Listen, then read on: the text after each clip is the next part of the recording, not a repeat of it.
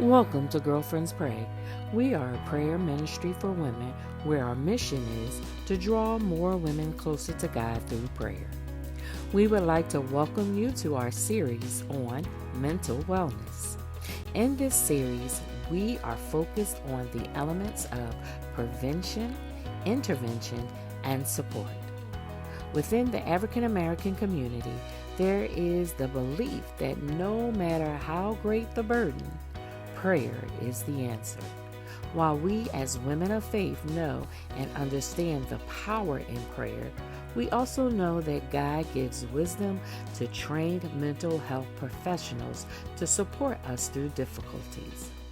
The purpose of this series is to educate our sisters on the importance of maintaining mental wellness as well as open the conversation around treatment. We hope you enjoy the series and that you will share it with someone. Amen, amen, amen, amen. Thank you, gorgeous, greatness, beautiful. Thank you so much for covering us, Past Reverend, and we just so appreciate you going before the throne. I'll tell you the part when you said, "and strengthen our legs." I almost fell out. I said, "Thank you, Jesus," and so we thank God for you, and we ask that God restore you for all that you have poured out on our behalf to go before the throne. So we so appreciate you. Thank you, thank you. This is Girlfriends Pray, prayer ministry for women. If you just join the line, we have been covered, and we do this Monday and Friday. This is our prayer, but now we're going to, just as a matter of responsibility, it is the month of January, and in January, we know that there is the presenting for a lot of things, whether you are suffering from the holiday blues, maybe it is that you are managing a heavy load, or maybe it is you are grieving loss. But we are going to shift gears in just a few minutes and go into our, we call this group therapy, Girlfriends Pray Real Talk. And it really is just a Q&A. We're going to bring in our expert for today, a licensed clinical social worker who has been years in this industry, or in the industry and in the business of helping people, women, and now she's attached to girls, college girls, Dean Tamiko Jenkins. We're going to have her come in just a minute, and we're going to have a conversation and a Q&A. We're going to open up the lines and answer your question. If you, now that we have prayed, now that prayer is complete, and we hand everything over to God, there is the very real conversation that has to be had about we are praying, and as a matter of responsibility, we are seeking help when we need it. So whatever it is, we are seeking help. We know that it's God, and God equipped and empowered and anointed people in this space, in therapy and psychology and psychiatry. God equipped other people to help us to sort through any of our life challenges. And so whatever challenges you are experiencing right now that may be in this space of feeling not yourself, how about that? Not feeling yourself, maybe feeling heavy and you can put your finger on it, or maybe you're feeling heavy because you can't put your finger on it. We're going to have this conversation. So invite your friends right now. Invite a colleague, love.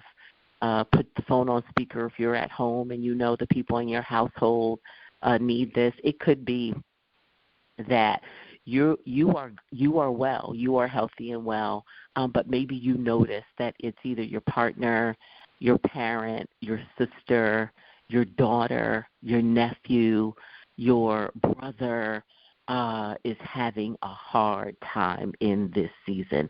And that is why we are here. The intention is for us to learn, ask questions, and then we will move on from this call. So we're going to bring in Tamiko. Tamiko, if you are here. come on Hey, in. good morning. Happy Friday, Hey there, Dee. gorgeous.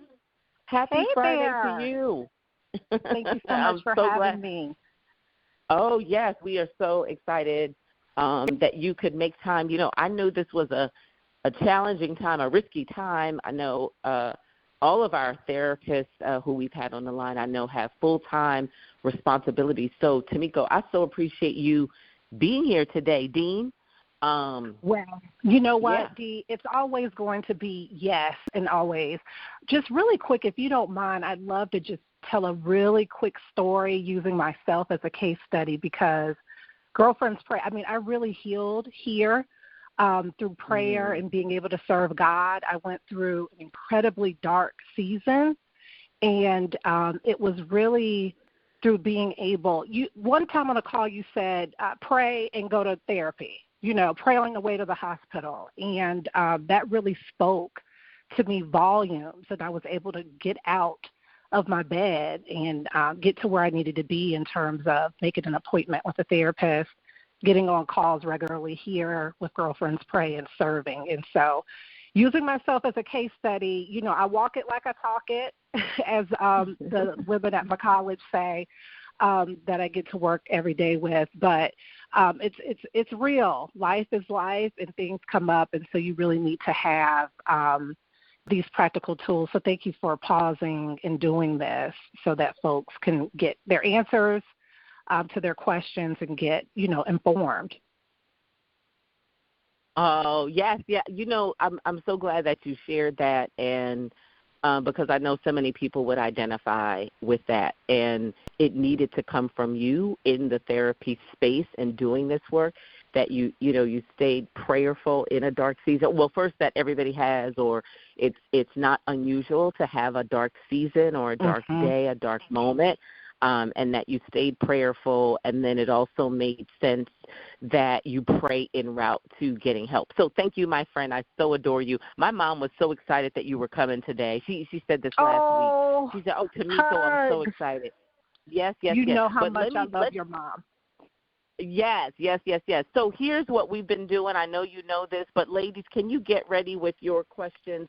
So, Tamiko, this is, I think, you're one of four. This is the third session that we've had, and we've been talking about, and I will say that this was triggered by Twitch, the suicide, a very public suicide last year, the end of last year, and it was because seemingly a man who was dancing and smiling and happily married on one day and literally dancing online, and then the next day had drove himself and checked into a hotel and committed suicide.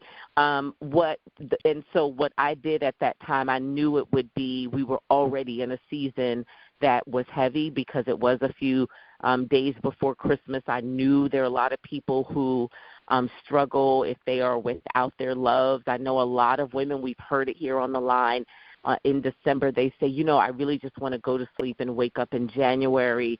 And we've even had it here, Davita, this last Friday, she went to a funeral of a cousin, a young cousin who committed suicide. And so we're seeing it more. We've talked about that.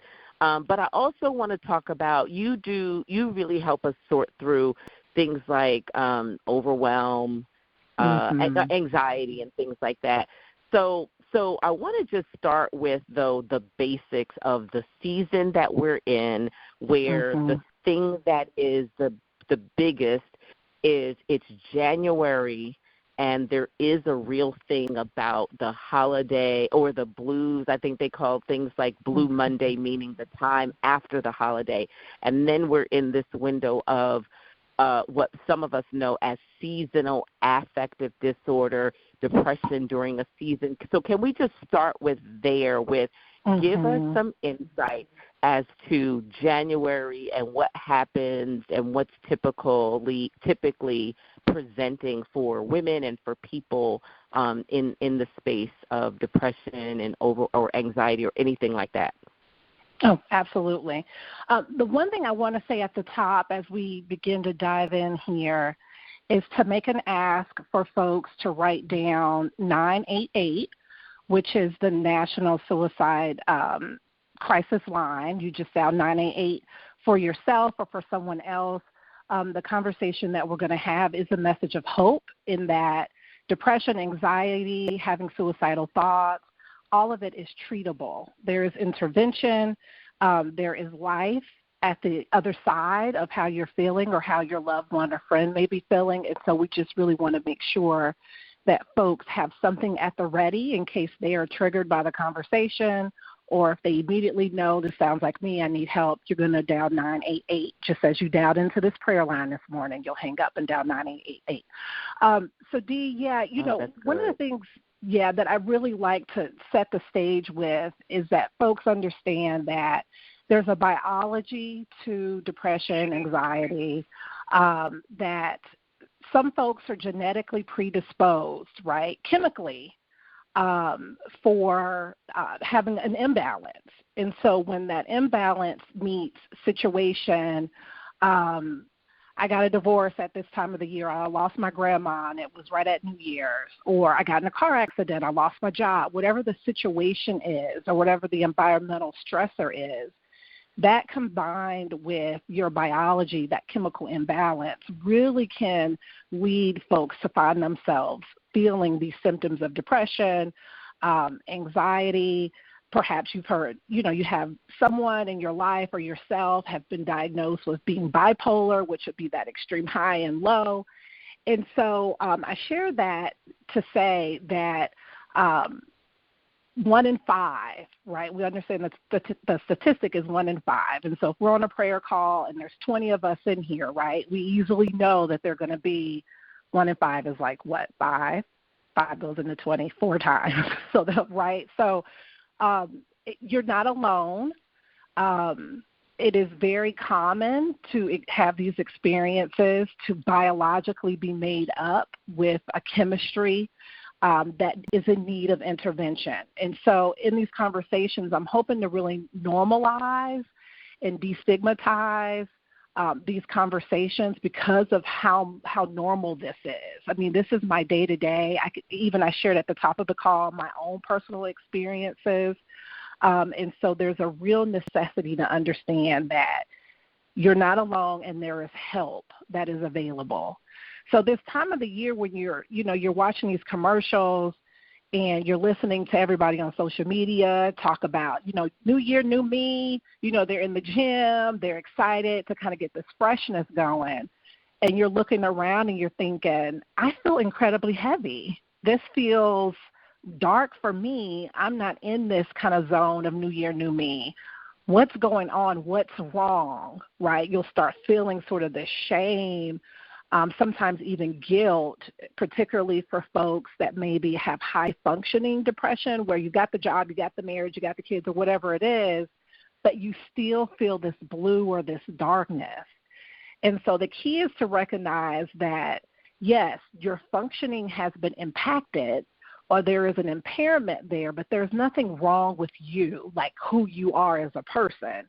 You just need to get treated, and that would be much like, for my ladies on the call, all of us that have gotten a UTI, or if you've ever been treated for, anything else, a kidney infection, or you go to the doctor and you get what you need to get, right, so that you can treat those symptoms and then begin to function with more relief. And, so we want to be able to have that mental health conversation be parallel to that of a physical health impairment, because it is the same. Your body is your body. And I really like to treat this in a mind, body, spirit capacity, right, when we start looking at resources and how do we get to the other side of things. It's treating mind, body, and spirit. Wow, thank you so much. Appreciate the nuance of the predisposition combined with the trigger. And I really like teasing out also not just grief and loss, but, other things that can trigger where we might be predisposed. So I appreciate you. Okay, so now that you gave us that very thorough bit of insight, and I want to go into then the biggest or one of the things that we want to take away, we want to know how to identify the symptoms and signs of what within ourselves and within other people. So that's always a big question: symptoms and signs within ourselves and other people, family members, friends.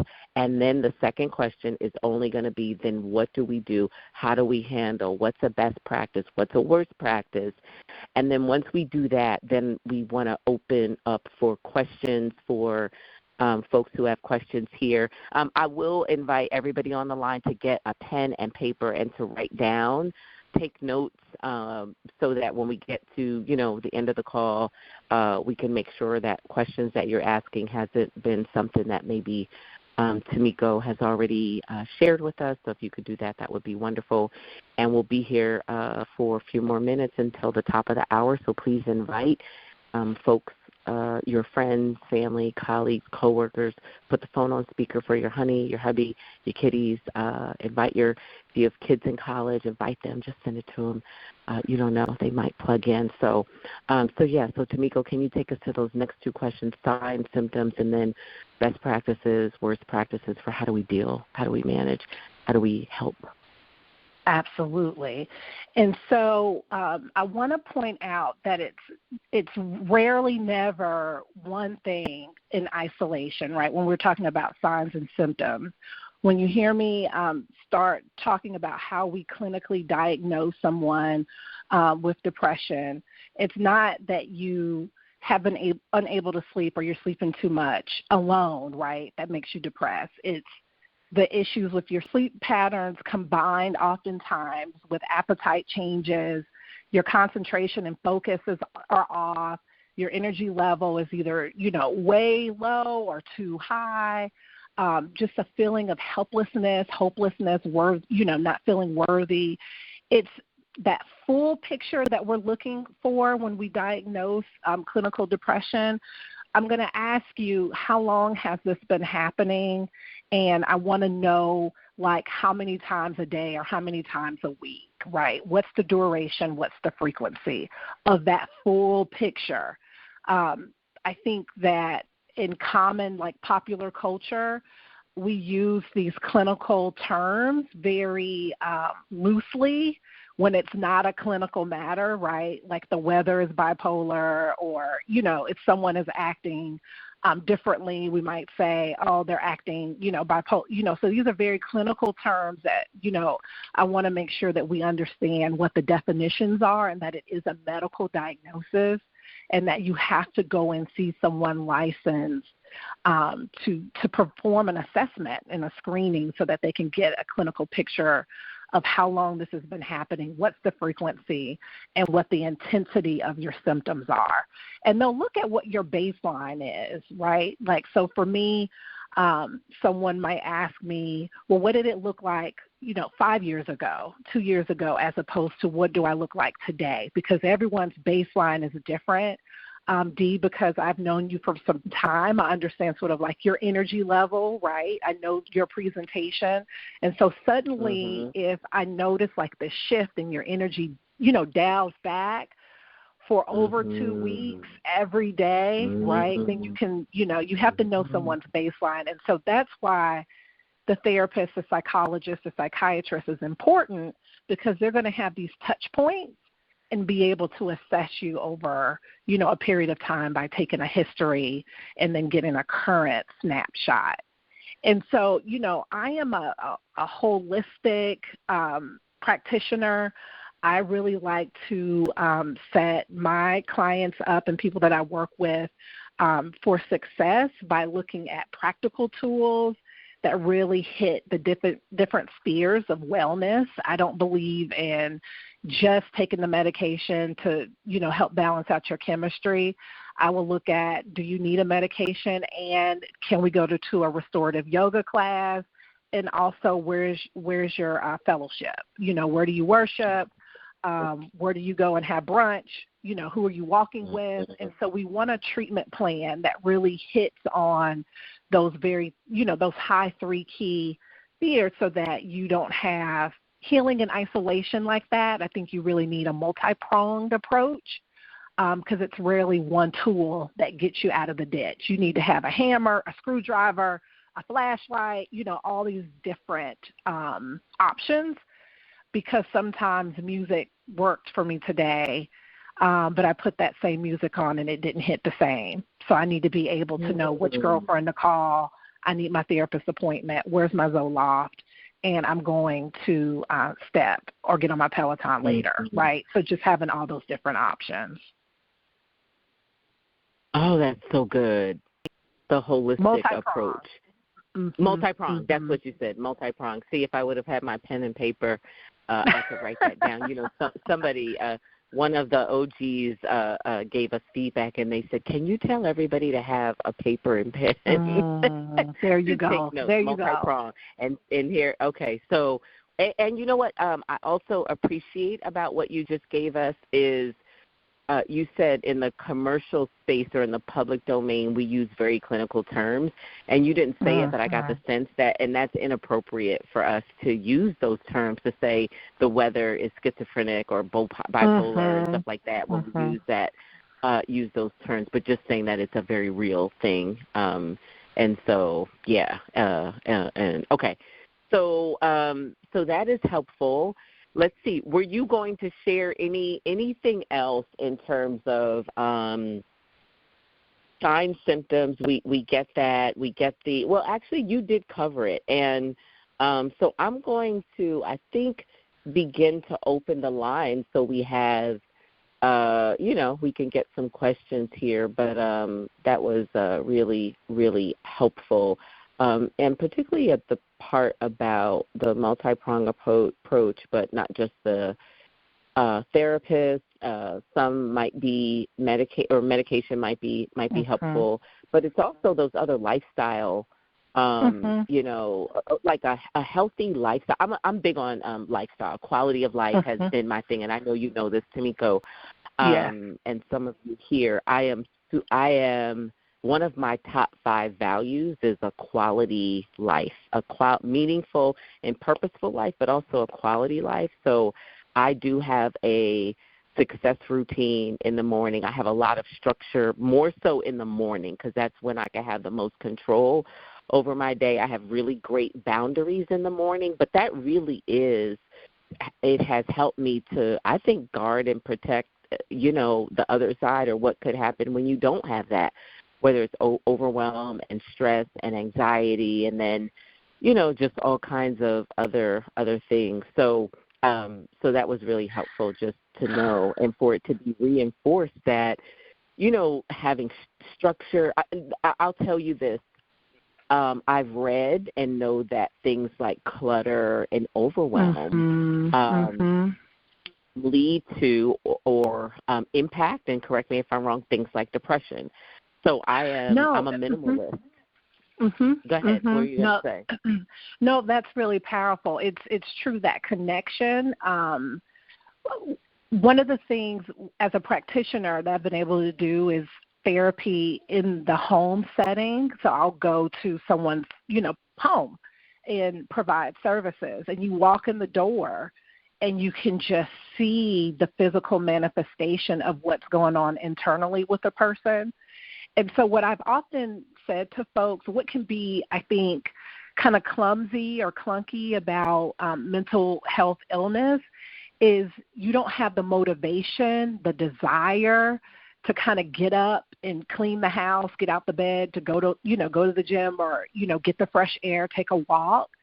And so this is why I cannot stress enough. You don't have to have a whole crew and clique of friends or family that you have around you. You need just one person that will key in your door or knock and get that door open, flick that light on, shades up and get you up, and put some dishes in a dishwasher and help you get on track. Because when it's heavy and it's dark and you can't get up, it's the power of connection and having relationship with people that can sometimes really help get you on track. And so I do want to also lift up, before we start taking questions, sort of the mind-body relationship of what we call like psychosomatic.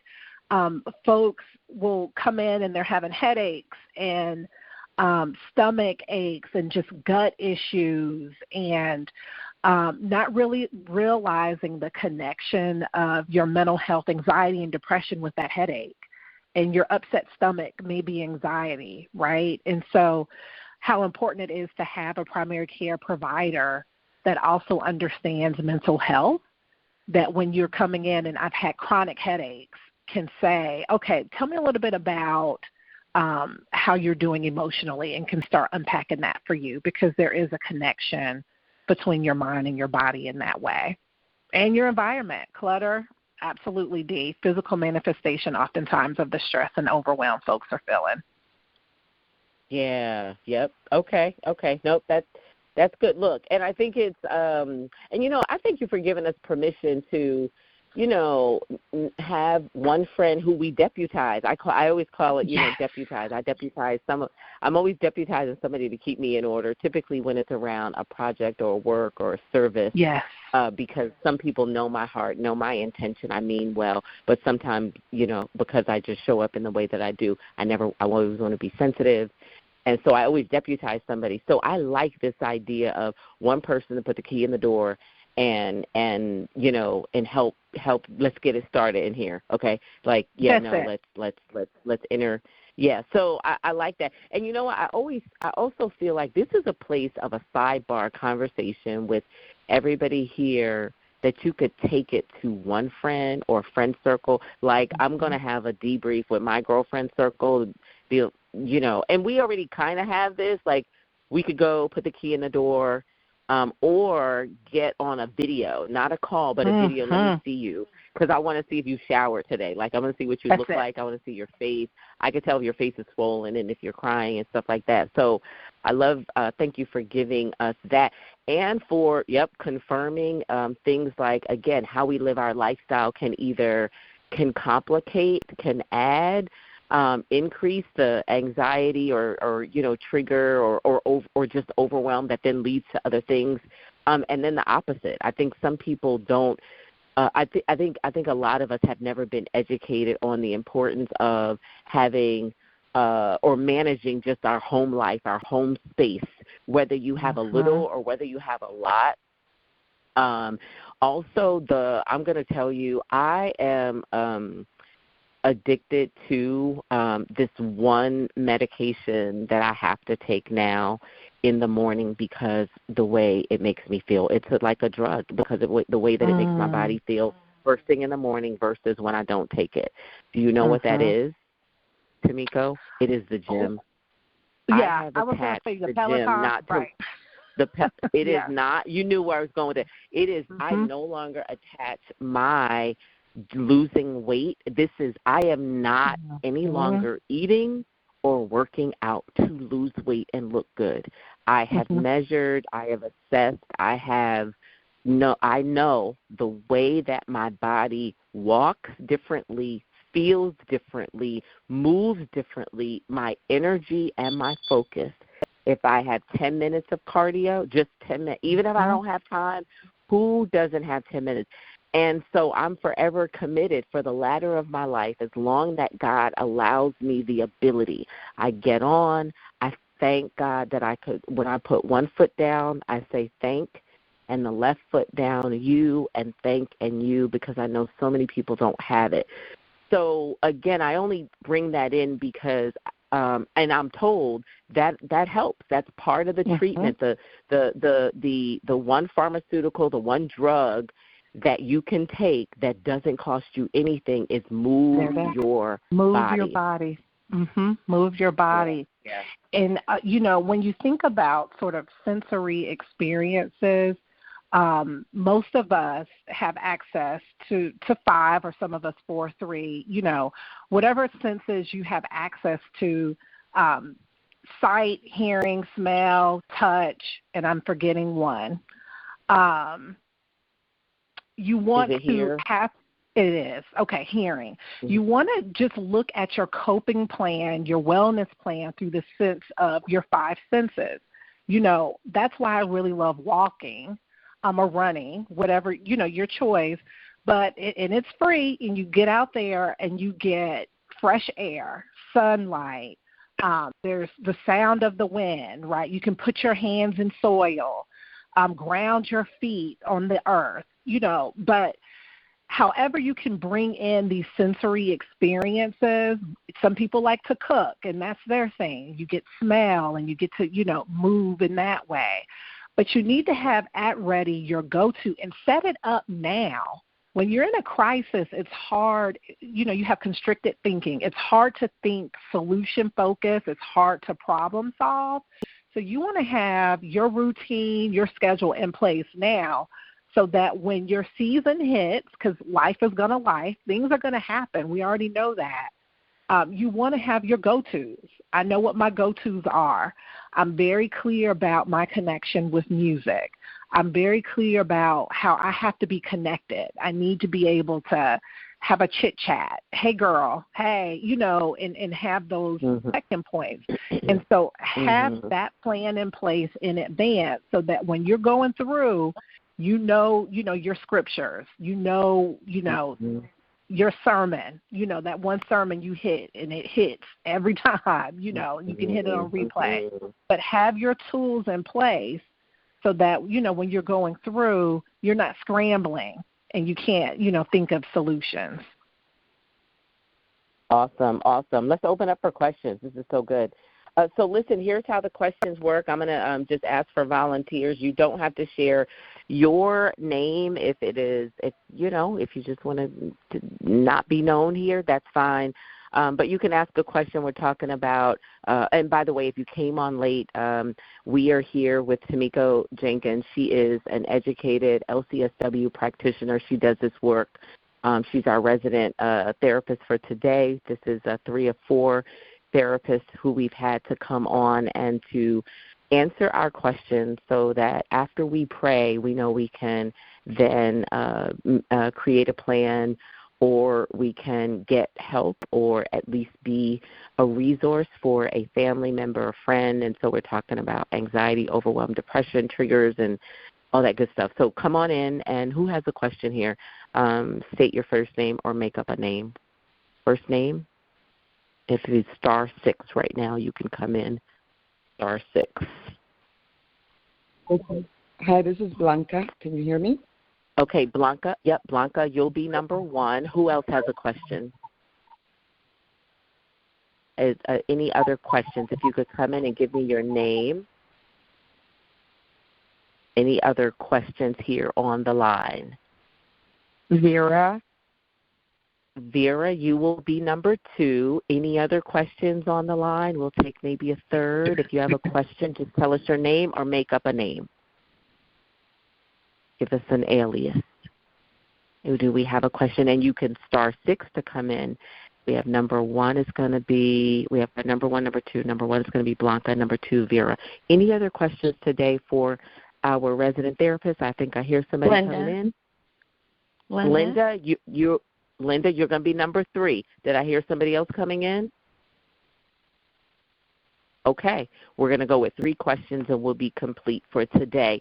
So if you have a question, and because we have about 12 minutes, we're going to go with number 1, and then we'll make sure we're going to leave time for 2 and 3. So number 1, Blanca, you want to ask your question to Tamiko?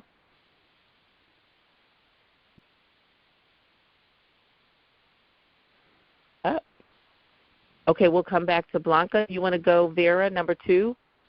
And we'll come back to you, number 1. Number 2? Oh, did we lose everybody? Okay, so hang on. We may have, so command control, can you allow for, oh my goodness, how will you know? Number 1, 2, and 3 to come in. Number 3, are you able to come in? Okay, it's Vera. I'm number 2. Okay, go ahead. So Vera will get you, and then we'll come back to 1 and 3. Go ahead, Vera. Okay, and I just hit *6 again. And so my question concerns, excuse me, the seasonal affective disorder, which is real with me. And thank you so much for the suggestions that you shared. Any suggestions that you have found that are very helpful to a lot of people? Because I just know I deal with that, and I know other people who do. Mm-hmm.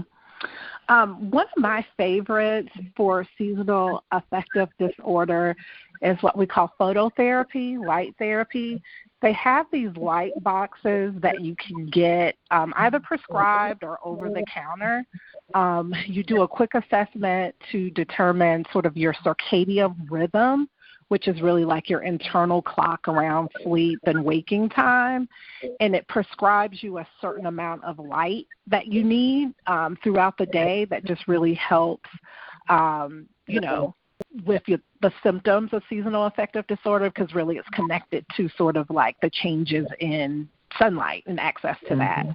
The other thing I would offer, of course, is talk therapy, being able to connect with a therapist that would be able to help you with a treatment plan of other coping mechanisms.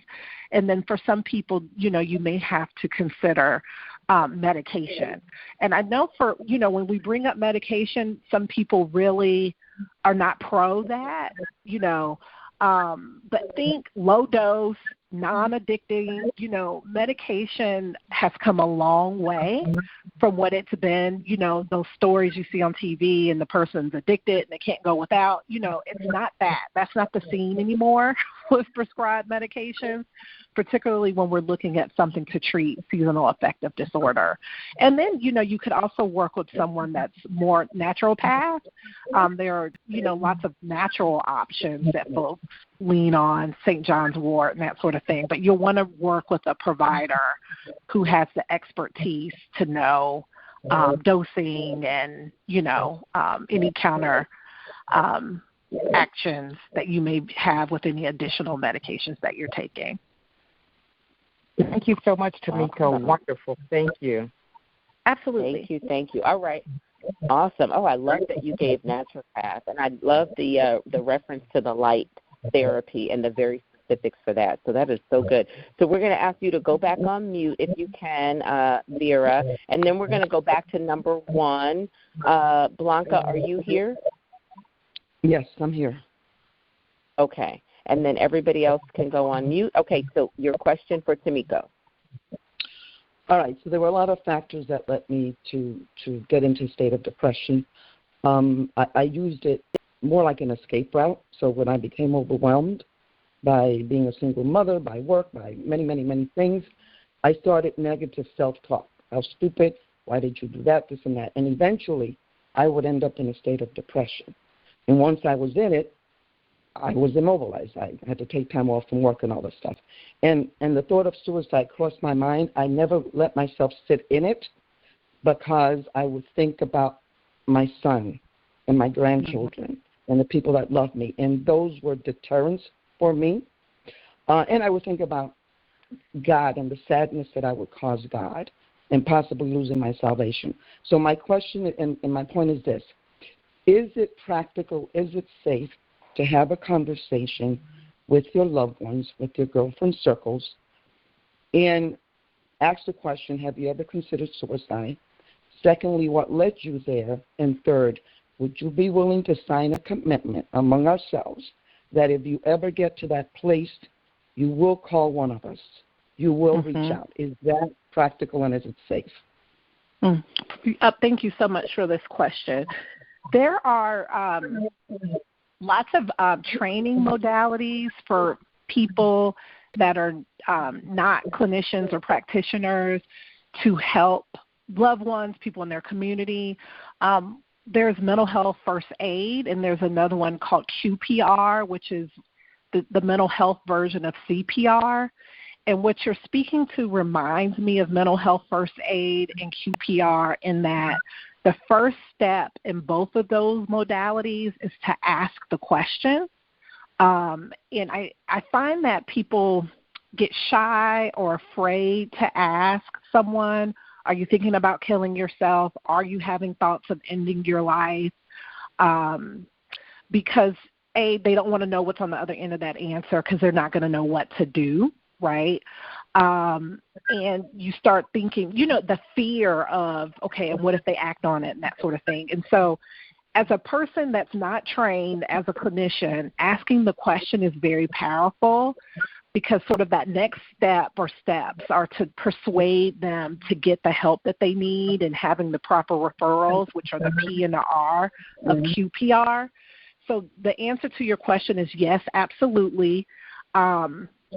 You want to ask the question because most people that are thinking about ending their lives really just want the problem to end or the crisis to end. And the only solution that they can think of is to end their life because they can't think of how to get themselves out of whatever is happening. So if you can ask them the question and they tell you yes, you can get them connected to the right resource that could help them problem solve or think through whatever that crisis is. So we need more people acutely aware of the power of just asking the question and then having the ability to know, okay, we're going to dial 988 together right now because that's going to get us with a counselor on the other end that we can talk to get us help or, whatever those next steps are.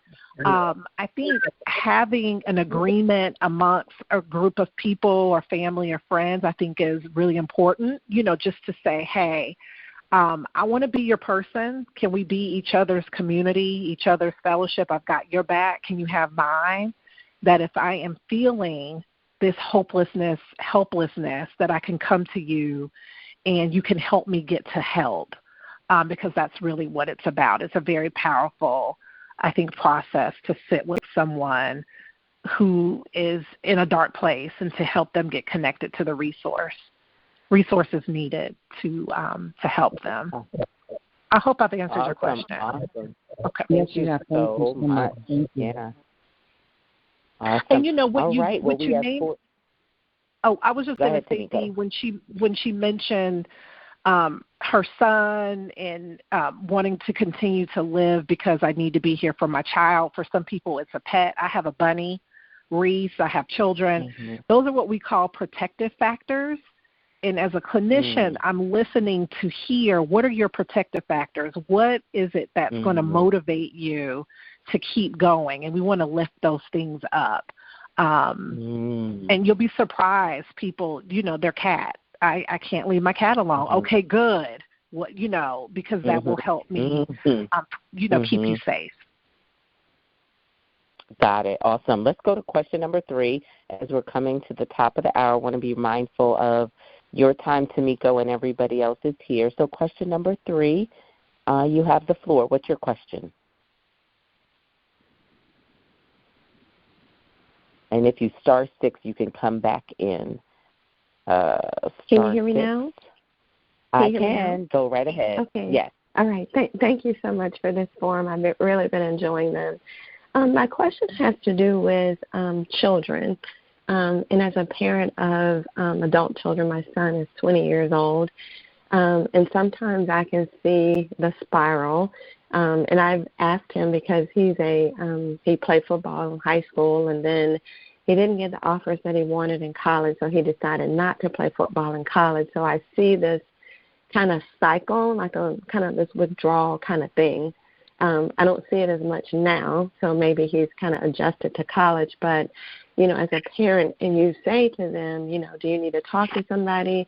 Can I help you talk through? Because I know it's a process. You've been playing football since you were 4.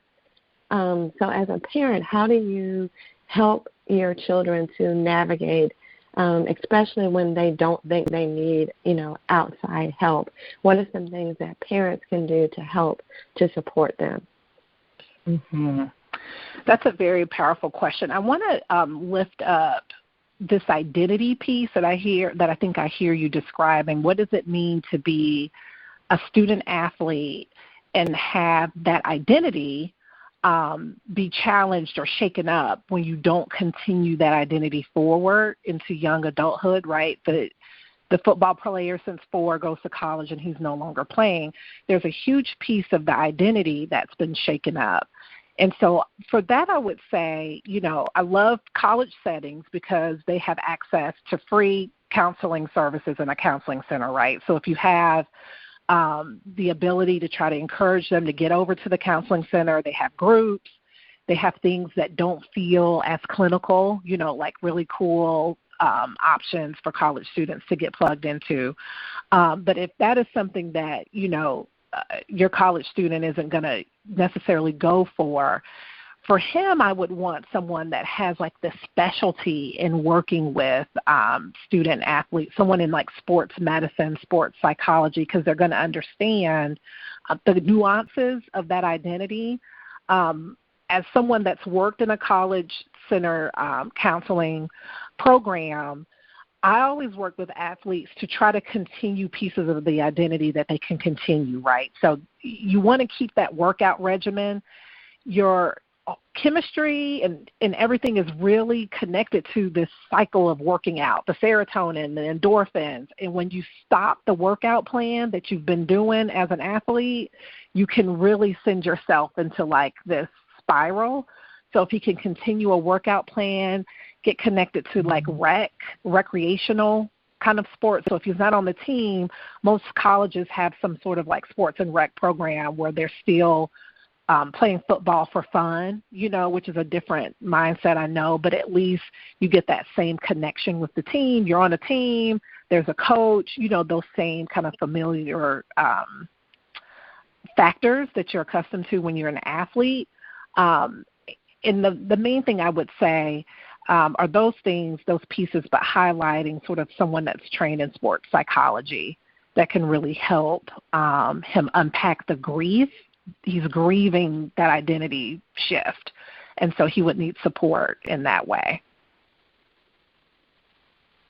Awesome. Thank you, Tamiko. Thank you so much. I think the Q&A, the questions are so good because then you get to answer very specifically to the challenge. So, and we get to hear your genius even more so. So we thank you so much for this. So we are at the top of the hour, so we are complete here. The time went really fast, but, this was extremely valuable. If you're on the back line and this was helpful for you and you were able to get value from today's Q&A, if you were here for prayer, great. Girlfriends Pray. Prayer early this morning at 7, but then able to stay with us for this group therapy. Then certainly let us know. And you can also let us know on Facebook on the Girlfriends Pray page if you were able to just get one thing. I always like to say one thing, if you could take away one thing.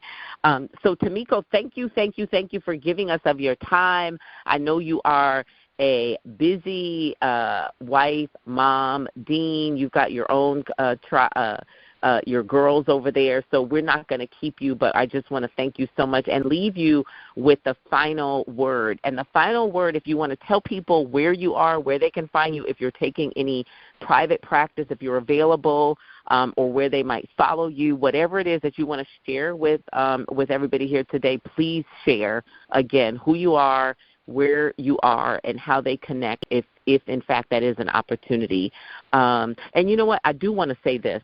When the one we were talking about the you know what? I'll share it in the next one, and that is we had a therapist here who did that mental first aid or whatever that was, and she's really good at it. She really, there is a certification process. So when I heard that, it's Reverend Sharon White. She is trained in that.